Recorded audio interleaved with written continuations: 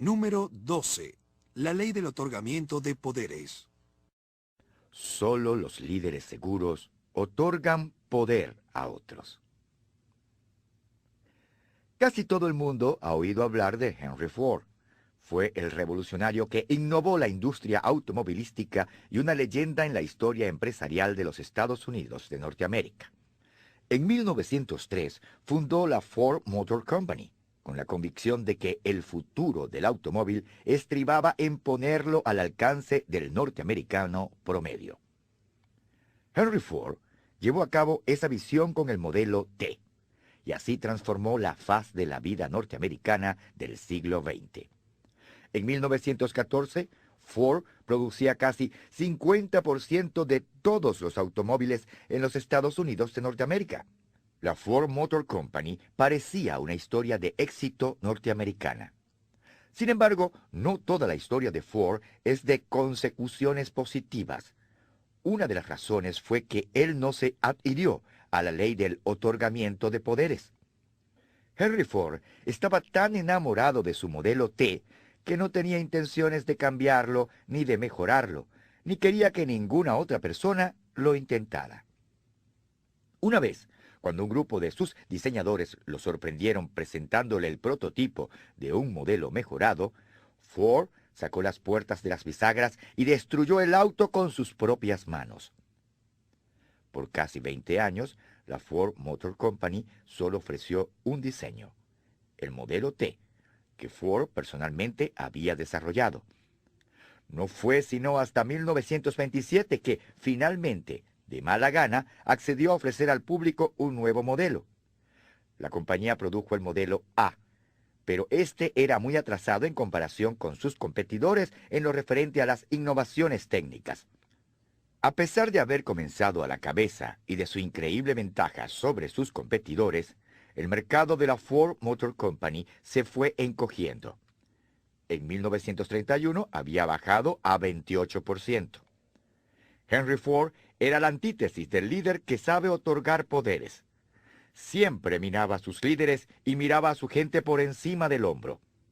Tal vez las relaciones más peculiares de Ford eran aquellas con sus ejecutivos, especialmente con su hijo Edsel. El joven Ford había trabajado en la compañía desde niño.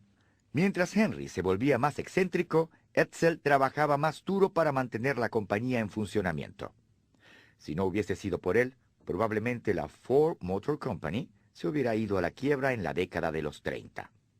Henry llegó a conceder a Edsel la presidencia de la compañía y afirmó públicamente que bajo el liderazgo de su hijo, el futuro de la Ford Motor Company se veía muy prometedor. Sin embargo, al mismo tiempo lo minaba y apoyaba a otros líderes de la compañía. Cada vez que surgía un líder prometedor, Henry lo derribaba. Como consecuencia, perdió a sus mejores ejecutivos. Los pocos que se quedaron lo hicieron por Edsel. Estos imaginaban que en algún momento el viejo Henry moriría y que finalmente Edsel se encargaría de todo y arreglaría las cosas. Pero eso no fue lo que ocurrió. En 1943, Edsel murió a la edad de 49 años. El hijo mayor de Edsel, Henry Ford II, de 26 años de edad, inmediatamente regresó a Dearborn, Michigan, para hacerse cargo de la compañía. Al principio enfrentó oposición de su abuelo, pero después de 2 años obtuvo el apoyo de varias personas claves. Recibió el respaldo de la junta directiva. Su madre controlaba el 41% de las acciones de la Ford Motor Company y convenció a su abuelo de que le cediera el puesto de presidente. El joven Henry asumía la dirección de una compañía que no había registrado ganancias en 15 años. En aquel tiempo estaba perdiendo $1 millón al día. El joven presidente sabía que este cargo estaba por encima de su capacidad, de modo que comenzó a buscar líderes. Afortunadamente, él contrató buena gente y comenzó a cambiar la compañía. Si Henry Ford II hubiese cumplido la ley del otorgamiento de poderes, la Ford Motor Company hubiera crecido notablemente y más tarde o más temprano habría sobrepasado a la General Motors para convertirse nuevamente en la compañía automovilística número 1. Sin embargo, solo los líderes seguros pueden otorgar poder a otras personas. Henry se sintió amenazado. El éxito de sus ejecutivos hizo que Henry viera su puesto en peligro. Su posición no dependía de su influencia, sino de su nombre y del control de su familia de las acciones de la compañía. Cada vez que un ejecutivo obtenía poder e influencia, Henry suprimía la autoridad del mismo, cambiándolo a una posición de menos influencia, apoyando a los subordinados del ejecutivo o humillándolo públicamente. Esto siguió así durante todo el tiempo que Henry II estuvo en la Ford. Después de haber dejado la compañía, Henry Ford, como pude verlo de primera mano, tenía el mal hábito de deshacerse de los líderes fuertes. Iacocca dijo que Henry Ford II le describió una vez su filosofía de liderazgo. Ford decía: «No permitas que un hombre que trabaje para ti se sienta muy a gusto. No dejes que se acomode ni que establezca sus costumbres. Siempre haz lo opuesto a lo que él espera. Mantén a tu gente ansiosa y fuera de equilibrio». Ninguno de los Henry Ford obedeció la ley del otorgamiento de poderes. En lugar de edificar líderes, ellos minaban a su mejor gente debido a su propia inseguridad. Pero si usted quiere tener éxito como líder, es necesario que sepa otorgar poderes.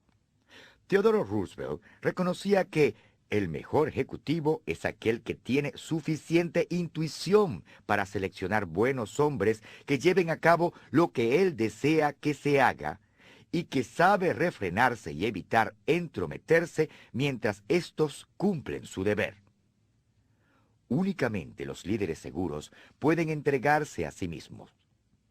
Mark Twain comentó una vez que cosas grandes suceden cuando a uno no le importa quién se lleva el mérito. Uno de los líderes más grandes de este país era verdaderamente dotado en lo que se refiere a otorgar a otros su poder y autoridad. Su nombre era Abraham Lincoln. Lo profundo de la seguridad de Lincoln como líder puede apreciarse en la selección de su gabinete. La mayoría de los presidentes eligen aliados de la misma mentalidad, pero eso no fue lo que hizo Lincoln. En un tiempo de desorden en el país, un tiempo en el que las voces dispares eran muchas, Lincoln reunió un grupo de líderes que unificaran su partido y causaran fuerza por medio de la diversidad y el reto mutuo. Un biógrafo de Lincoln dijo lo siguiente del método del presidente: «Ya había habido presidentes que habían seleccionado a algún rival político para ocupar un puesto en el gabinete. Pero el acto de rodearse deliberadamente de todos sus decepcionados antagonistas parecía que iba a terminar en desastre. Este fue el sello de sus intenciones sinceras. Lincoln quería el consejo de hombres tan fuertes como él o más fuertes que él. El hecho de que no tuviera temor a ser derribado o desautorizado por esos hombres revelaba una ingenuidad exagerada o una total confianza en sus poderes de liderazgo. Lincoln vivía la ley del otorgamiento de poderes. Su seguridad le permitía otorgar su poder. La aplicación de Lincoln de la ley del otorgamiento de poderes fue tan constante como el hábito de Henry Ford de quebrantarla. Aún las veces que sus generales hicieron algo mal, Lincoln se hizo responsable.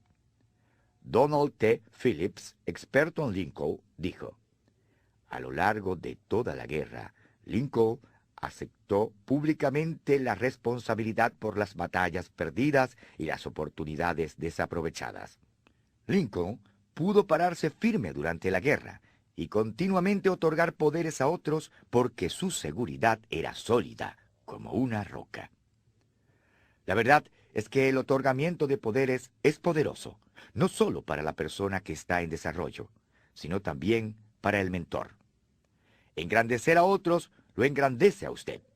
Este es el impacto de la ley del otorgamiento de poderes.